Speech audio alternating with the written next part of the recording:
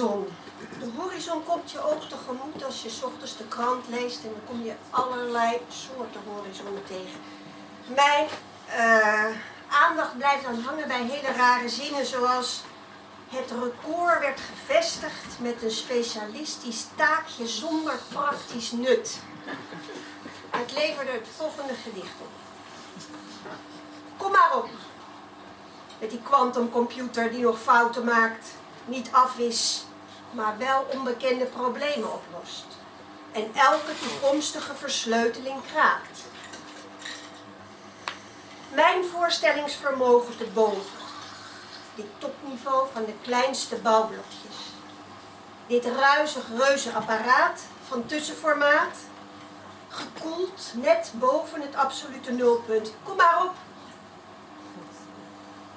Met mijn voeten in de modder zal ik op termijn, op lichaamstemperatuur en van gepaste afstand inloggen.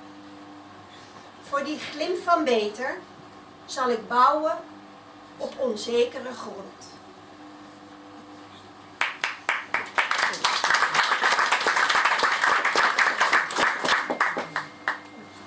Aan de toekomst gaat natuurlijk ook nog iets vooraf. Voorkomst. Vlees gemarineerd, schoenen gepoetst, diploma's behaald, pleisters, lippen gestift, de koffer klaar, trap geveegd.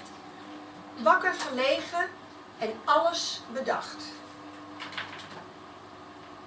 Beren dubbel gedetermineerd, heen en weer verzekerd. De route, nu al, waar slapen, wat nodig. Het halve werk heeft lange tenen. Lieve jongens kweken. Is er nog een baan? Wat is het plan? De was, wat eten. Altijd een oogje op zak voor blije toetjes. Vlaaflip. Of het schaaltje yoghurt met fruit. En dan zien we wel.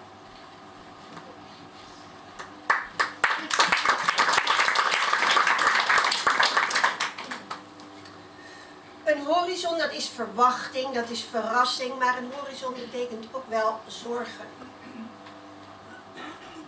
Waterzorgen.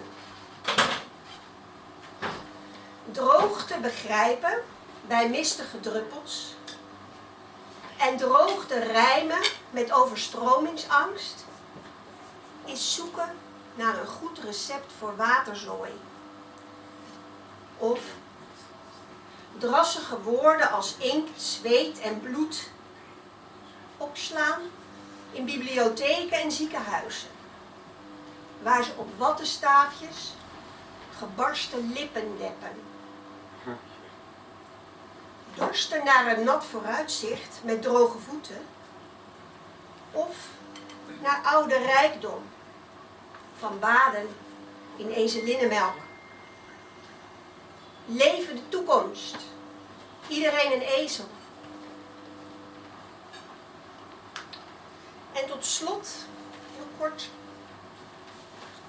actief antidepressivum in zorgelijke tijden. Zij zuinig. Wees spaarzaam met ieders haven en goed. Zij zuinig, minder. Maar min en vrij met vlijt. Zoen je lief in overvloed. Dank u wel. Hilde Sloon.